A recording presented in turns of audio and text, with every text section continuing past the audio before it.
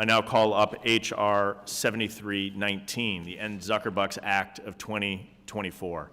The bill is sponsored by Representative Claudia Tenney of New York and co-sponsored by Representative Tom Cole of Oklahoma. Zuckerbucks are the private funding of our elections and is election interference, plain and simple.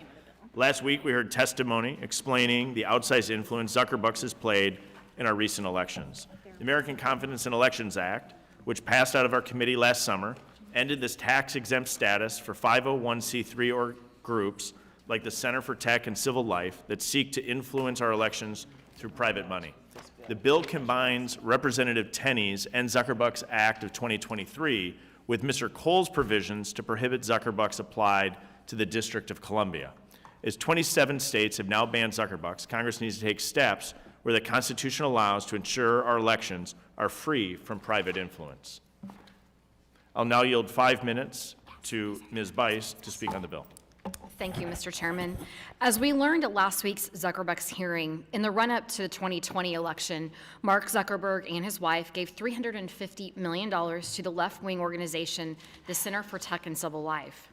CTCL then, in turn, contributed millions of dollars in the guise of COVID pandemic preparedness to swing states like Pennsylvania, Georgia, Wisconsin, Arizona, Michigan, Nevada, among others, to drive up Democrat turnout and help Joe Biden become president. Rep. Sewell even said last week, all of us can agree that no private funding should be funding our elections. The private funding of election administration is bad policy. It does not ensure confidence in our elections. And to be quite frank, if a right-wing group, like the Koch brothers, for example, were providing these funds instead of CTCL, the Democrats on the other side would be rightly outraged. Last week's Zuckerbucks hearing also taught us that banning Zuckerbucks is bipartisan. 27 states have prohibited Zuckerbucks, including Pennsylvania, where its Democrat governor signed the ban into law. Kansas, Kentucky, and North Carolina became law without the governor's signature. In 2020, CTCL gave my home state of Oklahoma roughly $2.5 million. In response to trying to take over the elections in Oklahoma, the legislature acted swiftly in banning Zuckerbucks. Federal law prohibits tax-exempt status for groups like CTCL that provide private funding to election offices across the country.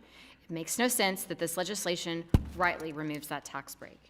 And with that, Mr. Chairman, I yield. The gentlewoman.